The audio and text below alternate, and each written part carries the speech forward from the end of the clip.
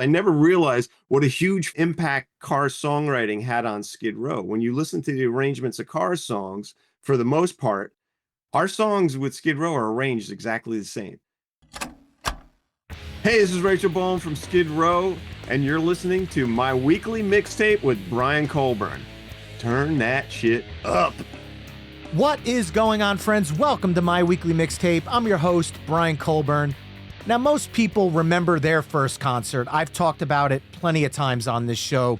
David Lee Roth and Poison on the Skyscraper tour. But people don't always remember their second concert. However, I'm lucky enough to remember mine vividly. Aerosmith and Skid Row on the Pump Tour at the then Brendan Byrne Arena in January of 1990. That night had a lasting impact on me as watching Skid Row perform Piece of Me. 12-year-old Brian realized just how badass a bass guitar could be, and it was a major factor in me deciding to become a bass player myself.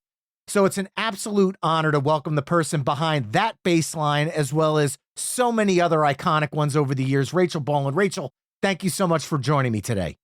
Thank you, man. Thanks for that intro. I hope I can live up to it. Well, since this is your first time on the show, I do like to start with the basics, and that is, what does the word mixtape mean to you? Man, that was life. That's how you knew you had a good friend, when they made you a mixtape, or you made a mixtape for a girl you like, you know, and that mixtape was everything you wanted to say to someone without saying it. And you said it through bands.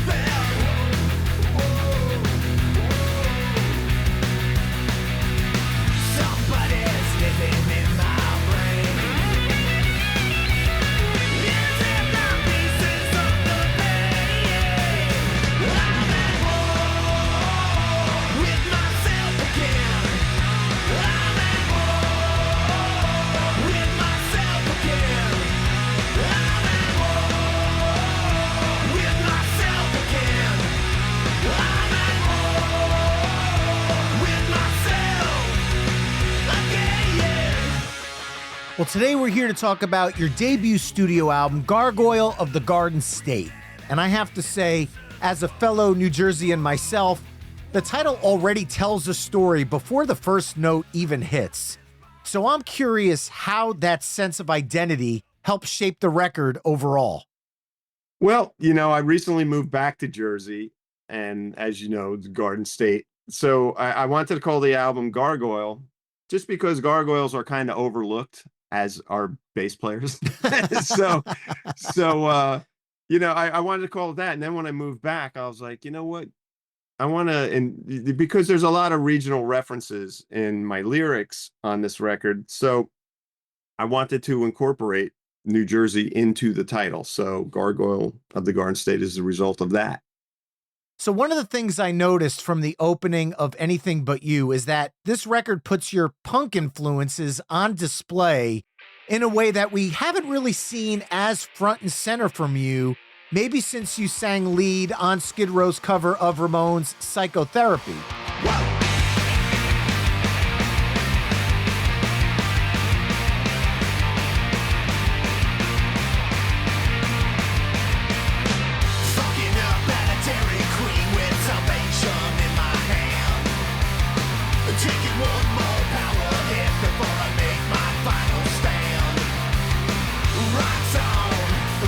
I'm a Casanova with a Molotov, some jacked up bitch on the boy in the back.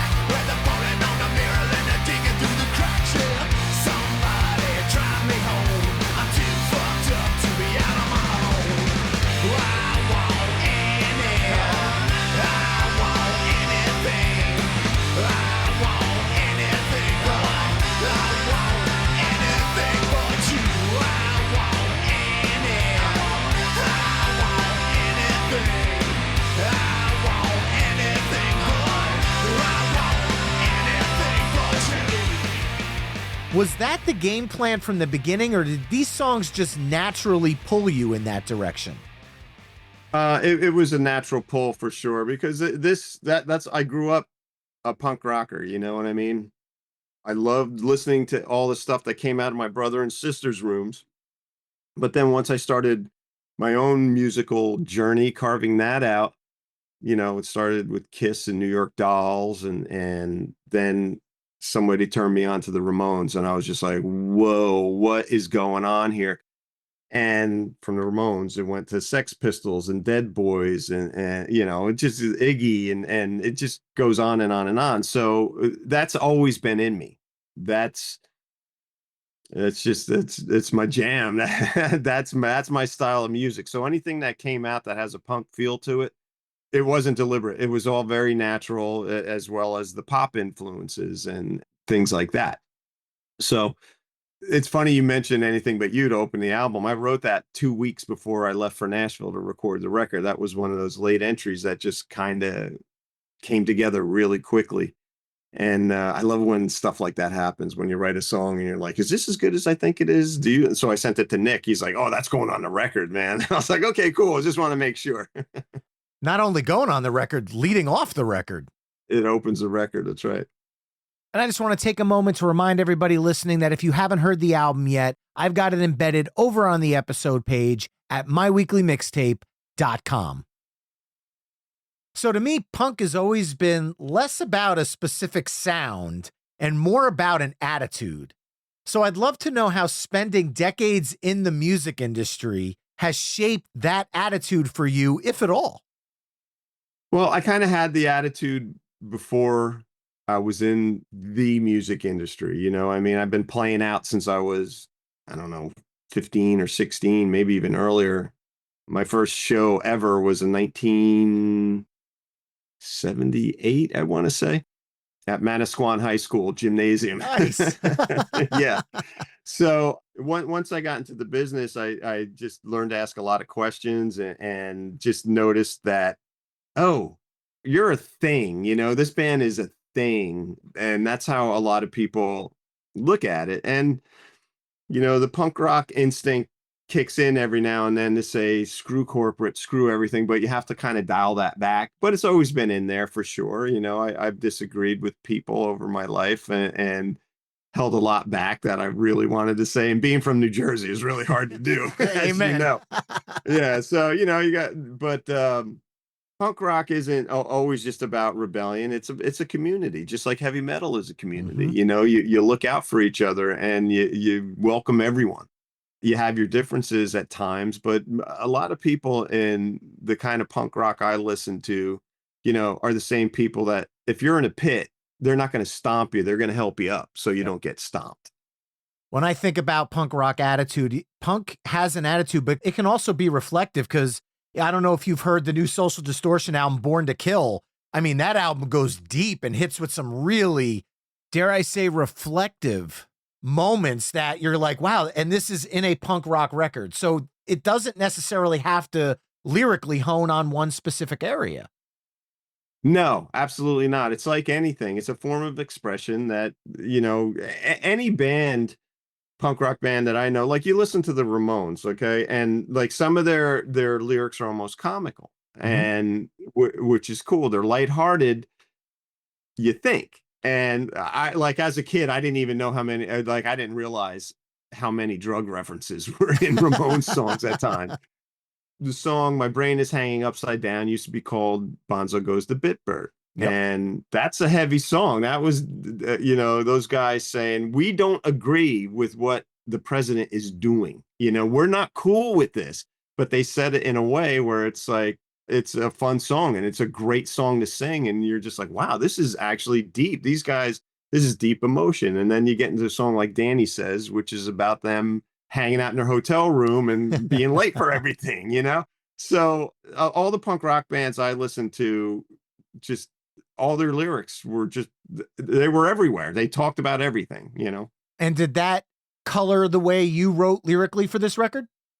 I think that colored the way I write in general. I had a teacher in high school, and I hated school. Like, I hated school. I had one or two teachers that I liked. Some teachers tolerated me because I did make the fact I hated school very well known to them. But she was the coolest. And man, it's just terrible. I forget her name, but she taught me how to free write. And it was in an English class. And I go, I don't want to write. She goes, then write about it. And I was like, what? And it ended up becoming so important to me because she taught me you don't have to, you can write whatever you want. And so the first installment of that, I wrote, I hate doing this about 1,000 times, every page, every page. And I handed it to her like a smart ass. And she goes, good, that's good. And I was like, I wanted her to be mad. You know what I mean? So then I started getting into it and she put in the time and I started getting into it and getting really creative. And I think, and that was in high school. I was a junior in high school. So God knows how long ago that was. That was 1981. And to this day, whenever I write lyrics, I think of her when I write it. So what I'm saying is, you know, you could see an ashtray with a cigarette burning in it, but you don't have to write, there's a cigarette burning in an ashtray. You could say whatever you want about it, make it as poetic as possible. So that's kind of what shaped me when I listened to a lot of different forms of music, not just punk rock. It stays with you and you approach things, you approach arrangements different ways. Like the Cars, I never realized what a huge impact Cars songwriting had on Skid Row. When you listen to the arrangements of Cars songs, for the most part, our songs with Skid Row are arranged exactly the same. You know, same with Kiss. And there's always that influence is always there. And so that is in my solo writing as well. You're blowing my mind right now. I've got the Cars self-titled album framed above my monitor right here. It's my favorite album of all time. And I've never listened to Skid Row with that in mind. So as soon as we're done, I have to go back now and do an entire catalog dive just based on everything you just said right there. Yeah, listen to it, man. Because I said it to Snake one day. He's like, "Wow, I never realized that." I was like, "Holy crap, that's crazy." Wow. I mean, this is why I love this show. I would have never known that if it wasn't for this conversation. But while we're on the topic of Skid Row now, I want to stick with that for a quick second. So after spending decades writing within a band that has such a well-established identity, how much of this album for you was about creative freedom? And were there boundaries you felt that you could cross here that maybe you didn't want to with Skid Row, even though you have broached punk rock with the band in the past? I didn't. Here's the thing. I write almost every day. I try to write, just keep things flowing, whether it's a little piece of a song or a whole song or just some lyrics, whatever. I try to write every day. It's at the point where I kind of know what's going to fit for Skid Row, and some stuff doesn't fit for Skid Row, doesn't fit for me, but I just record it anyway. But this is my first, like you have your whole life to write your first record, right? So we did that with Skid Row. We wrote that record between 86 and 88. Now this is my first record. So I have, you know, all that time to write my first record with no expectations. So the second record now, hopefully there'll be expectations for that, which puts pressure on you. But I didn't feel any pressure. I just wrote for myself. Tom Hamilton from Aerosmith gave me the best advice about songwriting. And he said, write for yourself, whatever makes you happy, do that. And your fans will follow suit. So I was like, okay, cool. And like, I walked away from lunch going, wow, that's great. That takes a lot of pressure off. And then started realizing like, he's right. This is the guy that wrote the riff to Sweet Emotion. So he's right. You know, he is absolutely correct. So that's kind of what I do. But I don't, you know, I have a fan base through Skid Row. Now solo, I'm seeing the reaction to it. And just from doing all the press, the things that people are saying to me, I'm like, wow, now it's making an impression, which is, it's been a really cool process seeing it just by myself, no one to talk to about it, you know what I mean, or discuss it with, is pretty crazy. Now, this has me thinking, I consider myself to be pretty genre agnostic when it comes to music. I listen to pretty much everything. Other people are Same. very hyper-focused on a specific sound. So did you feel like there was an expectation from the Skid Row fan base based on what they know of the band's sound? I wasn't worried about it. Like making music is fun. At least it's supposed to be. You know what I mean? And so I was just making it with the Hamilton theory in mind, Tom's theory. I'm like, I like this song. I like it a lot. I like playing it and I'll record it. And I'll call my wife down from upstairs. I'll be like, hey, come into the studio a second. I want to play something for you. And she's a little younger than me and not that much younger. I don't want to make it sound weird. But so I was like, you like this song? And she's like, yeah, this is really cool. And then sometimes I'll get them. I'm like, okay, whatever. But that's my sounding board right there. And then I'll send it to Nick. What do you think of this? So I wasn't really worried about what people were going to think. And if they were expecting Skid Row, then they would be disappointed, but I wasn't really worried. And I don't mean that in a mean way, Not in a at mean all. spirited way. It's just, I write to write. I don't write, if I like it, I hope other people like it. Well, Gargoyles features a very strong lineup of collaborators. Corey Taylor, who you worked with on Stone Sour's House of Golden Bones, Part 1 and 2. Then you have artists like Nuno Bettencourt, Danko Jones, Steve Conti, Damon Johnson, along with contributions from your fellow Skid Row bandmates. Where's the line between a collaboration that elevates a track versus one that might pull away from your original intent for the song? Well, everyone that was involved with this record, from Nick producing it to my friend Erica and Paul Taylor, who I wrote songs with each of those guys, to Nuno, to the Skids guys, to Damon Johnson and Corey and Danko. These are all my friends. Everyone involved was a friend. So I wanted to take a monumental moment in my career and make it even bigger and share it with my friends. And they all said yes, which is, it proves the point that I have really awesome friends. And I didn't write with them in mind. It just kind of felt right. And everyone that and Steve Conti too, everyone that contributed to it hit my vision bullseye. You know what I mean? And I didn't get anything back that I was like, oh, how am I going to tell them? I knew exactly what I was going to get. At least I envisioned exactly what I was going to get. And it worked, it worked for me big time. And it was just the process of doing that was so much fun. When I flew out to Vegas to record Corey's vocals on the song, and I was carrying the hard drive back in my backpack like I was carrying human organs in a cooler. Don't go near it. No, that's mine. Don't move that. Please don't move that. Precious cargo. Yeah, I'm just gonna put it under the seat. It's fine. I'm good. And so it was like that with everyone. A lot of people, had to record remotely, and then it was like Christmas Day. Nick and I would be sitting there. I was like, oh, what's this gonna sound like? And you drop it in the song. We're like, yes, And to have the Skid guys involved with it meant a lot. We've spent a lot of time together. These guys are brothers, family, and to have them involved with this meant everything to me. And I feel like these collaborations are also pushing some boundaries here, because hearing Nuno play on a punk rock song to me was unique in and of itself, because I'm so used to hearing Nuno in the extreme world. This was a different side of him, even though he's done stuff with Rihanna and he's done the pop side. I've never heard him on the punk side of the spectrum before. He crushed it. Like, that solo is so insane. Yeah, I was trying, I recorded the song, and just the swing to that song, I'm like, man, I'm calling Nuno. And Nick is like, call him now.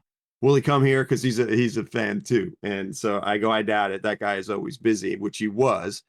And he's like, I'll just record it. I'm traveling. I'll bring my traveling rig with me and I'll get it to you. And when he got it to us, we dropped it in the song. We're like, what just happened, man? This is incredible. Well, I've always been a huge fan of cover songs, and you tend to hit the nail on the head with the tracks you put your stamp on, from Psychotherapy, like I mentioned earlier, to this new take that you recorded of Oasis's Rock and Roll Star.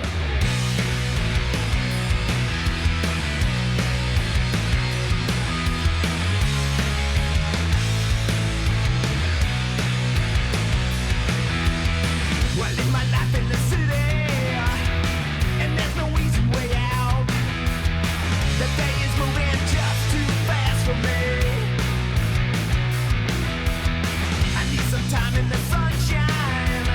I gotta slow it right down. The day is moving just too fast for me. I live my life for the stars that shine. People say it's just a waste of time. Well, then they said I should feed my head, and that to me is just a day in bed. I'm gonna take my car and drive real far. They're not concerned about the way we are. In my mind, my dreams are real. Now you're concerned about the way I feel tonight. I'm a rock and roll star. Tonight, I'm a rock and roll star. The thing that fascinates me about cover songs is the challenge between honoring the original and putting your musical stamp on it. So how do you approach striking a balance when you decide to cover something? Yeah, well, for me personally, I heard the song. I didn't know who it was until the vocals came in. I was like, wow, this is Oasis. It's a cool song. Done a lot differently than I did it. I got home and I'm like, you know what? I'm gonna have fun with it. I'm gonna program. This is years and years and years. They were broken up at the time. Thought to never tour again. So I demoed it, programmed some drums, threw a guitar on it, threw a bass on it, sang on it, asked Scotty Hill, hey, you want to throw a solo on this song? He's like, send it over. He put a solo on there, which is insane, by the way. And it's exactly the same on the record. And that was it. And I did it for fun. You know, I did it my way for fun. You want to keep it the same song. You don't want to mess with the melody. You don't want to mess with chord structure, stuff like that. That's my personal thought. But you're going to cover a song, you make it your own. Marilyn Manson with the Eurythmics song. Yep. You know what I mean? Yep. Crazy. And so many other bands. And yeah, it's cool if you want to do it traditionally and do it exactly the same. That's cool. But me personally, I think you should expand on something great and make it your own. So when it got around time to do it, when we were doing the record, now Oasis has finished up this gigantic world tour, so successful, selling millions of tickets, you know what I mean? And I'm like, I don't know whether I should put this on the record or not. Nick asked, he goes, why not? And I said, doesn't it seem like I'm kind of seizing an opportunity? He goes, no. He goes, you made it your own. This has a different vibe to it, but you stayed true to it. You didn't mess with the lyrics. You didn't mess with melody. You sped it up. And now speeding it up shortened the song by like 30 seconds. So that's why I put a solo section in it. And then Rob Hammersmith is like, what are you worried about? And I go, I'm worried about people thinking I'm seizing opportunity. He goes, when did you start caring about what people thought about you and about what you do? And I go, it's going on the damn record. All right. That's a good point. Now, looking at the album as a whole, as a complete body of work, the thing I love about it the most is it does not feel like a one-off detour. Now, you mentioned album number 2 already earlier. So for me, this is a sound that can exist alongside Skid Row even after the band is fully active and out on the road again. Now, I'm going to say, obviously, you've thought about this because you're already talking about album 2, but have you talked about this with the other band members as you move into the future? You know, we haven't sat down and talked. Scotty and I talked about it a little the other day, and he said, are you taking this on the road? Like, do you plan to tour? I go, you know, as long as it doesn't interfere with Skid Row, obviously, because once we get a singer, I know things are going to happen very quickly. And I go, you know, I said, we'll see what happens with the record, but I'm going to do some shows, but it's not going to interfere with Skid Row by any means. And the amount that Skid Row tours, like even at the high end of doing 100 shows a year, there's still a lot of days in between to do my thing. I mean, you can also do double duty if you want and have Bolan. A lot of people have said that. Yeah, a lot of people have said that. You know, there's crazier ideas. When you zoom all the way out, what do you hope people understand about you as a writer and musician after hearing the Gargoyles chapter of your overall discography? Man, I just want them I want people to like it. The music that I've been involved in, I want them to take that and the memories and the photographs in time that each song meant to them and pass that along. You know what I mean? I took my grandson, my wife and I took my grandson to see his first concert, and I wanted it to be a band that I love, which is Deep Purple. Nice. And so I took him to see Deep Purple at the Garden State Art Center. Sorry, PNC Art Center. It's Garden State Art. It's It's always Garden gonna be State Art Center. And it's Brendan Byrne Yeah, Arena still. yeah, yeah, exactly. So I took him to see it, and I just paid attention to him, even though he had his ear protection on. I paid attention to him and just watched him, and then he leans over to my wife and goes, "When do we get to go up on stage?" Because he's in the sound checks and stuff like that. He's just like, "When do I get to go?" So yeah, and so I hope people do that with music that I was part of. Gargoyle of the Garden State is out now wherever you stream music, with physical copies available at RachelBolanMusicShop.com. And you already know where I stand. Physical media is always the gold standard. Rachel, it's been a real pleasure. Thank you for helping shape my love of playing bass way back in 1990. And also thank you for joining me tonight here on My Weekly Mixtape. Absolutely, man. I hope I didn't hinder your technique. Not at all, man. I literally said to my mom the day after that show, I want to get my nose pierced and I want to get my ear pierced and I want a chain. Like, I was blown away by the bass play. Right on, man. That's great. And to all the mixtapers listening, I hope you enjoy this album as much as I do. I think it's a certifiable banger. If you do, I want to hear from you. myweeklymixtape@gmail.com.